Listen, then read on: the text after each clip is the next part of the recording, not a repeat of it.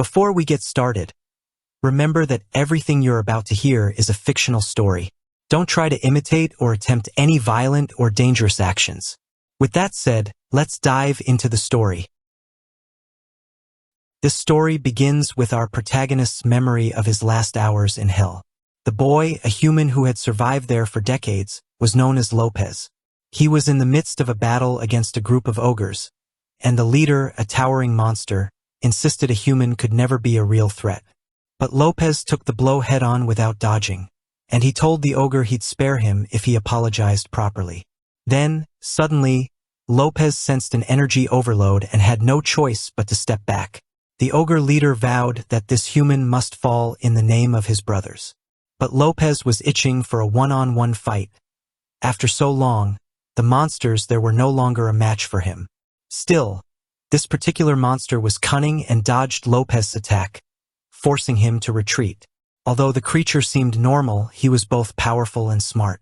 Just then, a fireball appeared. Lopez's familiar, Tofi, urging his master to finish off the annoying monster. The ogre, insulted by this, declared he wouldn't let a human mock his race. But in an instant, the giant was eliminated. He was strong, but he'd crossed paths with the most powerful being in hell. For 80 years, Lopez had been here, surviving and surpassing every obstacle the monsters could throw at him. Lopez admitted he'd fought without his full energy just for fun but was bothered by anything that made too much noise, so the giant ended up defeated without a chance. Tofi, the fireball, warned that the king would be furious with Lopez for killing his guardian. It was assumed that Lopez wanted to challenge the king and rule hell, but Lopez had no interest in such things. All he wanted was to know why he'd been brought to this wretched place in the first place. He died before even reaching the age of 10. Tofi told him there was no need to cause this chaos. If he simply asked, the king would give him answers.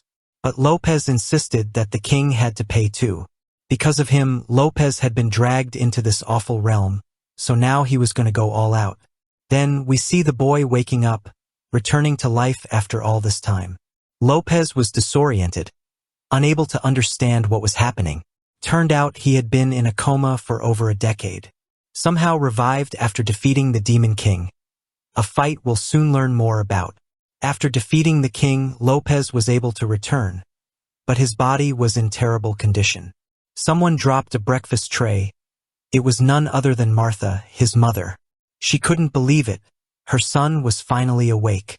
Lopez, still dazed, thought he was hallucinating because of his battle with the Demon King, but Martha's tears confirmed that her son had truly returned. Now, Lopez could remember what had happened in hell. He stormed the castle and defeated everyone, though it had pushed him to his limits. Tofi had been terrified, seeing his master capable of taking down King Mason. Lopez scoffed, saying Mason wasn't much. He had only tried to take him by surprise. Lopez had attacked with all his might to put an end to the farce of a kingdom. Tofi suggested that, with Mason gone, Lopez was now the absolute ruler. But a system prompt appeared before him, offering him the chance to return to Earth. Lopez was stunned. It had always seemed impossible to go back.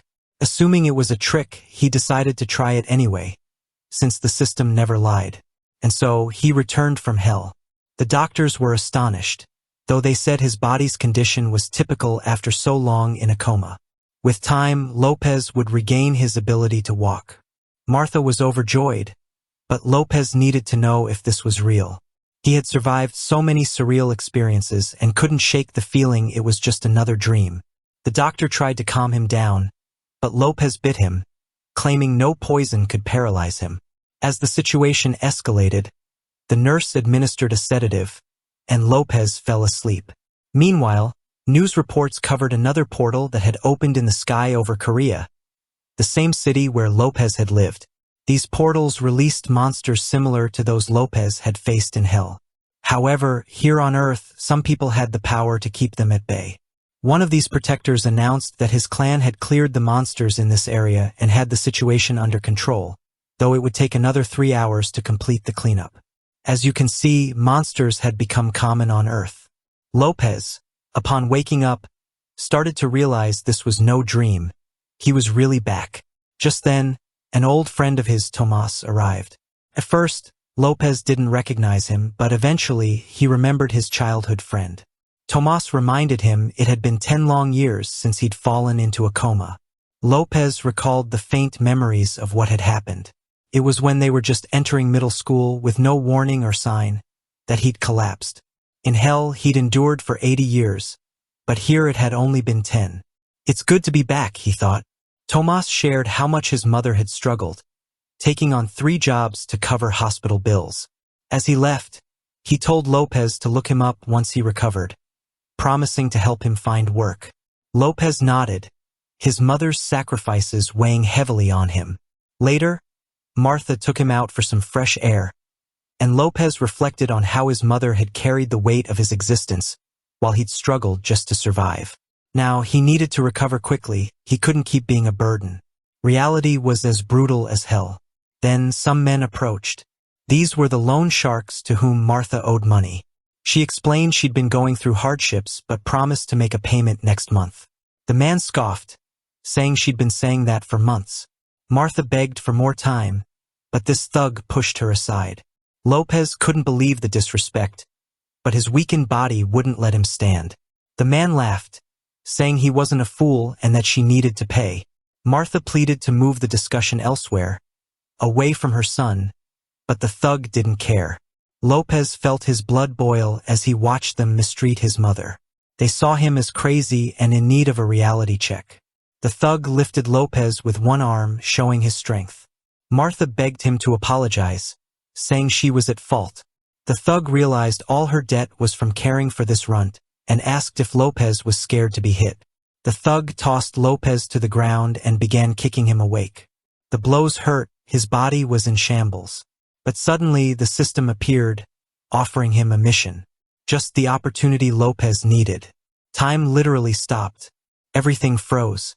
Lopez had activated the mission, and it was simple. If he reached a designated point in less than 30 minutes, he'd regain his mobility. This was the same system that had helped him survive in hell. The goal was clear, he had to reach this point. But first, he'd need to stand up.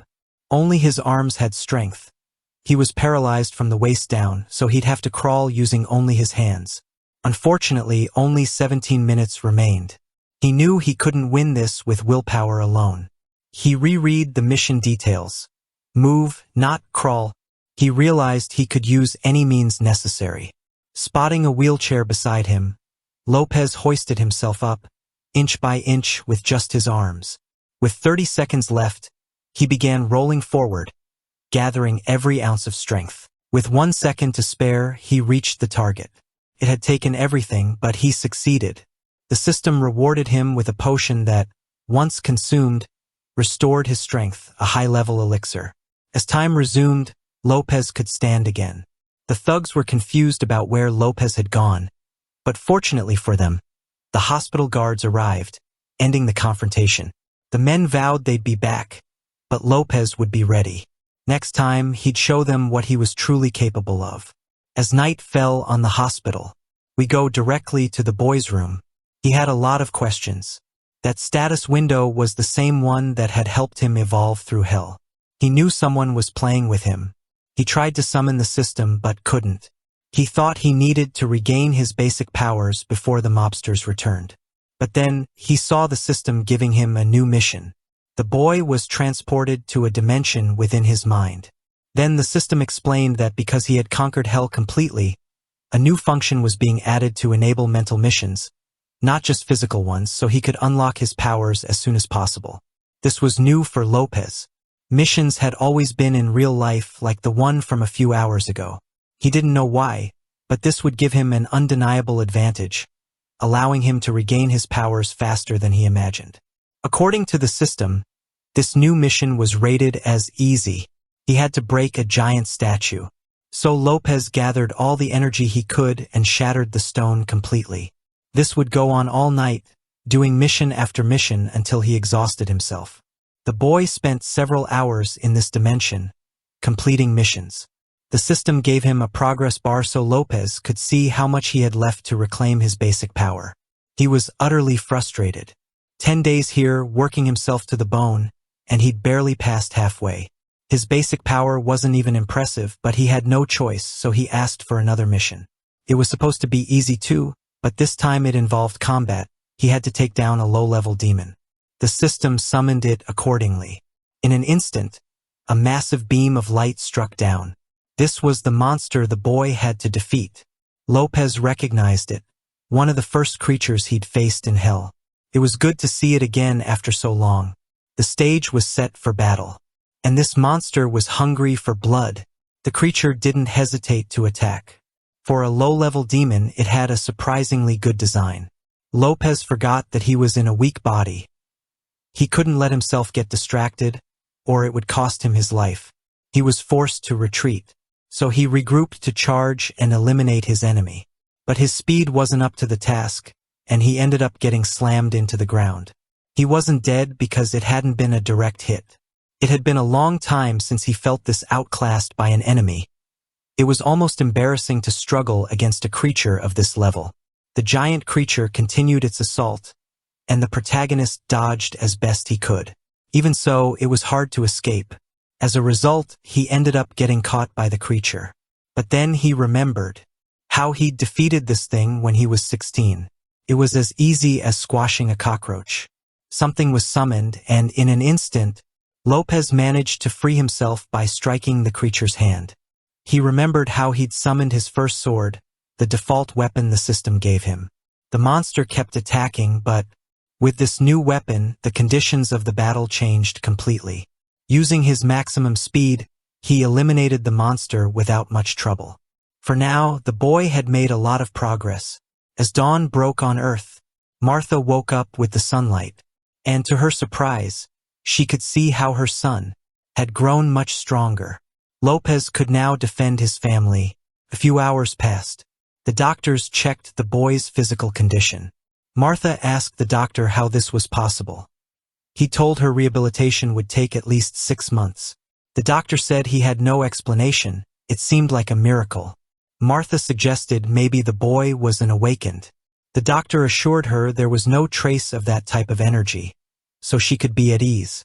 Martha didn't want her son to be a hunter. Lopez thought about his progress.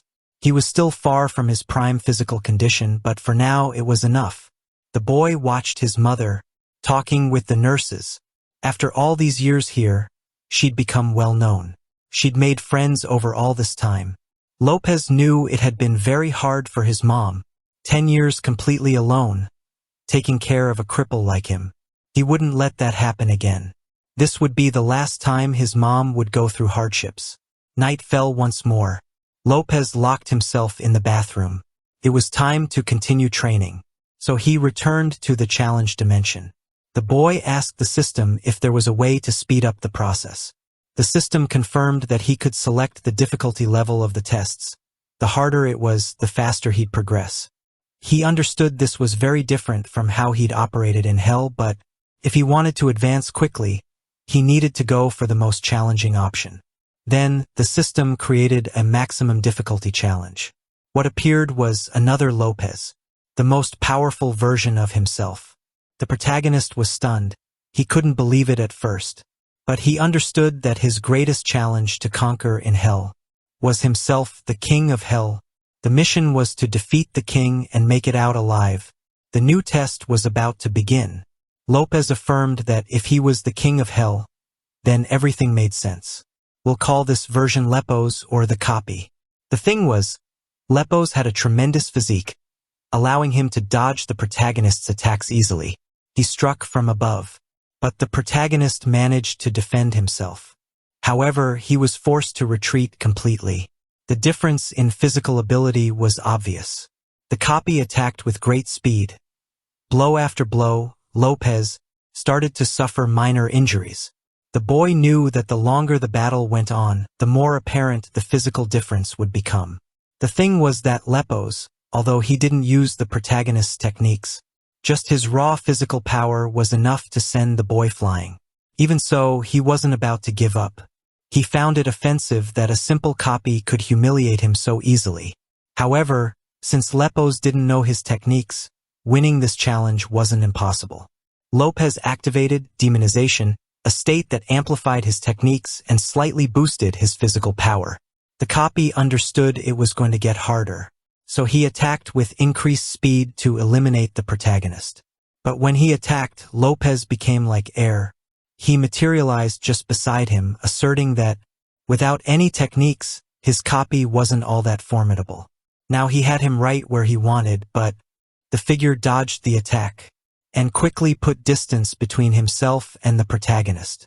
Although Lepos couldn't use techniques freely, any skill Lopez used, his copy could replicate. This would be a real problem for the boy.